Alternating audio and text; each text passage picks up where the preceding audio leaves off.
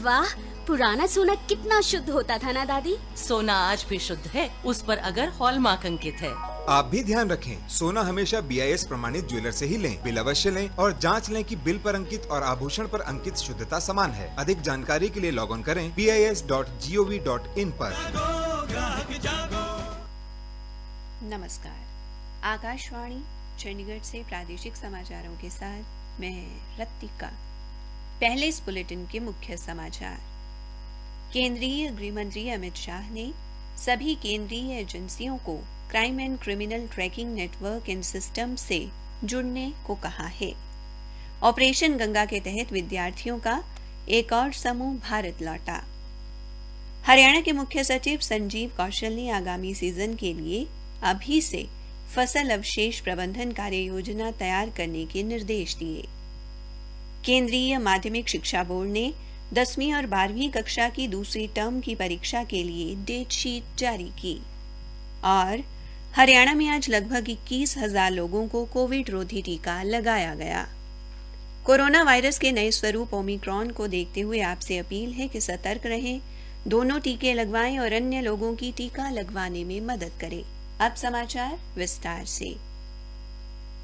केंद्रीय गृह मंत्री अमित शाह ने सभी केंद्रीय एजेंसियों को अपराध एवं अपराधियों का पता लगाने बारे crime and criminal tracking network and system से जुड़ने को कहा है।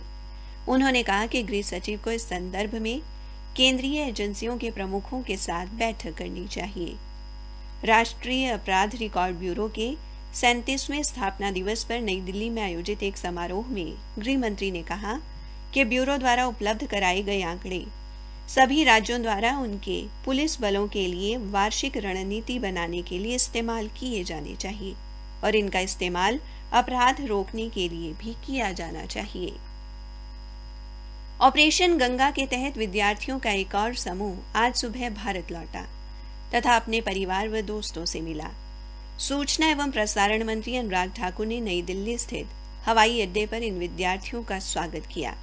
एक ट्वीट में श्री ठाकुर ने कहा कि केंद्र सरकार यूक्रेन से सभी भारतीय नागरिकों की सुरक्षित वापसी के लिए प्रतिबद्ध है। हरियाणा के मुख्य सचिव संजीव कौशल ने आगामी सीजन के लिए अभी से फसल अवशेष प्रबंधन कार्य योजना तैयार करने के निर्देश दिए हैं। साथ ही उन्होंने परस्थाने यानी ex-situ प्रबंधन हेतु वर्तमान प्रौद्योगिकी के अलावा नई प्रौद्योगिकी और परियोजनाओं की संभावनाएं तलाशने को भी कहा है। मुख्य सचिव आज चंडीगढ़ में आगामी सीजन के लिए परस्थाने प्रबंधन के संबंध में बैठक की अध्यक्षता कर रहे थे। उन्होंने कहा कि गत वर्ष पराली जलाने की घटनाओं में काफी कमी दर्ज की गई। श्री कौशल ने कहा कि कार्य योजना के लिए ग्राम स्तर पर भी समितियां बनाई जाएं ताकि जमीनी स्तर पर पराली जलाने की घटनाओं पर कड़ी निगरानी रखी जा सके और किसानों को पराली न जलाने के लिए जागरूक किया जा सके। उन्होंने कहा कि प्रदेश में ex-situ प्रबंधन पर अधिक जोर देने की जरूरत है। मुख्य सचिव ने कहा कि प्रदेश में बायोमैस ऊर्जा संयंत्र, इथेनॉल संयंत्र और कंप्रेस्ड बायोगैस संयंत्र को और अधिक व्यवहार्य बनाने तथा इनकी संख्या बढ़ाने के लिए सहकारी चीनी मिलों की लागत का अध्ययन करवाया जाए। कृषि एवं किसान कल्याण विभाग के महानिदेशक हरदीप सिंह ने बताया कि विभाग द्वारा परस्थाने प्रबंधन के लिए किसानों को विभिन्न उपकरणों के लिए सब्सिडी प्रदान की जा रही है ताकि किसान पराली न जलाएं। उन्होंने बताया कि गत वर्ष के दौरान किसानों को परस्थाने प्रबंधन के लिए सब्सिडी पर 449 स्ट्रॉ बेलर प्रदान किए गए। इस वर्ष के लिए 26 औद्योगिक इकाइयों ने 4,25,000 टन पराली की आवश्यकता दर्ज कराई है। हरियाणा के कृषि मंत्री जेपी दलाल ने आज चरखी दादरी की पुरानी अनाज मंडी में 68वीं सीनियर राष्ट्रीय महिला कबड्डी प्रतियोगिता में मुख्य अतिथि के तौर पर शिरकत की। इस अवसर पर उन्होंने कहा कि बेटियों का सम्मान करना हमारा धर्म है। श्री दलाल ने कहा कि प्रदेश सरकार ने लड़कियों के उज्जवल भविष्य के लिए नए महाविद्यालय खोलने, नर्सिंग कॉलेज स्थापित करने, बस सेवा, दुर्गा वाहिनी आदि योजनाएं शुरू की हैं। उन्होंने कहा कि इस सरकारी सुविधाओं की बदौलत ही हरियाणा के खिलाड़ी ओलंपिक, कॉमनवेल्थ, विश्व स्तरीय प्रतियोगिताओं में पदक लेकर आए हैं।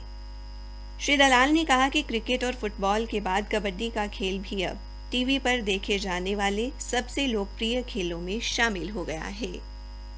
प्रादेशिक समाचार आकाशवाणी चंडीगढ़ से प्रसारित किए जा रहे हैं। केंद्रीय माध्यमिक शिक्षा बोर्ड सीबीएसई ने 10वीं और 12वीं कक्षा की दूसरी टर्म की परीक्षा के लिए डेट शीट जारी कर दी है। आज जारी किए गए परिपत्र में सीबीएसई ने बताया कि बोर्ड की परीक्षाएं अगले महीने की 26 तारीख से शुरू होकर 15 जून तक चलेंगी। कोविड-19 महामारी के दौरान विद्यार्थियों की पढ़ाई के हुए नुकसान को ध्यान में रखते हुए बोर्ड ने दोनों कक्षाओं के सभी विषयों की परीक्षाओं में अंतराल रखा है। ये डेट शीट तैयार करते समय जेईई मेन सहित अन्य प्रतियोगी परीक्षाओं को भी ध्यान में रखा गया है।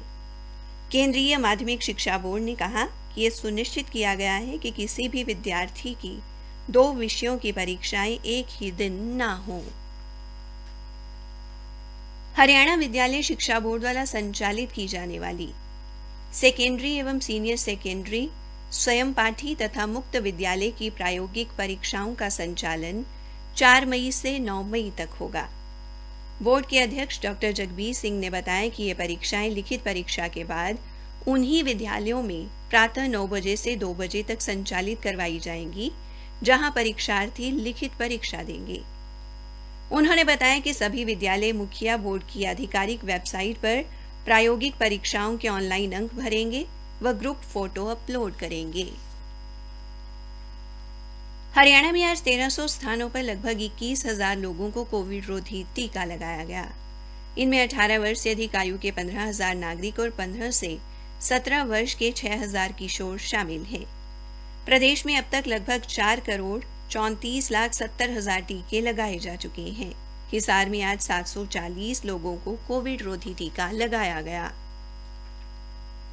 कैथल के उपायुक्त प्रदीप दहिया ने पशुपालन एवं डेयरी विभाग के उपनिदेशक को आदेश जारी कर उनके विभाग में कार्यरत 3 कर्मचारियों को मुख्यमंत्री अंत्योदय परिवार उत्थान योजना में रुचि न लेने और कार्य में लापरवाही बरतने पर कारण बताओ नोटिस जारी करने तथा आगामी आदेशों तक मासिक वेतन रोकने को कहा है। उपनिदेशक डॉक्टर देवेंद्र ढुल ने बताया कि लापरवाही बरतने वाले कर्मचारियों को कारण बताओ नोटिस जारी कर दिया गया है और आगामी आदेशों तक मासिक वेतन रोकने के आदेश भी दिए गए हैं।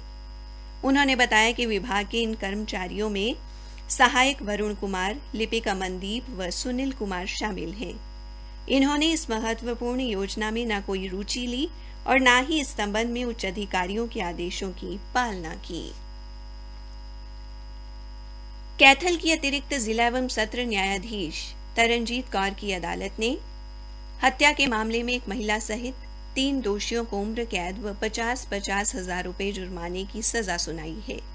जुर्माना अदा न करने की सूरत में दोषियों को 6 महीने अतिरिक्त कारावास भुगतना पड़ेगा। पुलिस अधीक्षक मकसूद अहमद ने बताया कि इस मामले में दलील सुनते हुए सुरेंद्र को उम्र कैद 50,000 रुपए जुर्माना, धारा 201 में 4 साल कैद 10,000 रुपए जुर्माना व खरखौदा निवासी हरिओम को उम्र कैद 50,000 रुपए जुर्माना व महिला आरोपी पानीपत निवासी अनु को उम्र कैद 50,000 रुपए जुर्माने की सजा सुनाई गई है। अंतर्राष्ट्रीय मोतियाबिंद सप्ताह जागरूकता कार्यक्रम के तहत आज पंचकुला के दृष्टि अस्पताल द्वारा सेक्टर 5 स्थित यावनिका गार्डन में मोतियाबिंद जागरूकता वॉक का आयोजन किया गया। इस अवसर पर हरियाणा सिविल सेवा के अधिकारी जगदीप हांडा तथा पीजीआई चंडी के एडवांस आई सेंटर के डॉक्टर सुरेंद्र पांडव ने विशेष रूप से शिरकत की। हरियाणा विद्यालय शिक्षा बोर्ड के अध्यक्ष डॉक्टर जगबीर सिंह ने बताया कि विद्यालय स्तर पर ली जाने वाली कक्षा 11वीं की 1 अप्रैल को होने वाली रसायन विज्ञान, लेखांकन, लोक प्रशासन की परीक्षा 5 अप्रैल को तथा 5 अप्रैल को होने वाली ललित कला की परीक्षा 1 अप्रैल को संचालित की जाएगी। अंत में मुख्य समाचार एक बार फिर। केंद्रीय गृह मंत्री अमित शाह ने सभी केंद्रीय एजेंसियों को crime and criminal tracking network and system से जुड़ने को कहा है। हरियाणा के मुख्य सचिव संजीव कौशल ने आगामी सीजन के लिए अभी से फसल अवशेष प्रबंधन कार्य योजना तैयार करने के निर्देश दिए। इसी के साथ प्रादेशिक समाचार समाप्त हुए।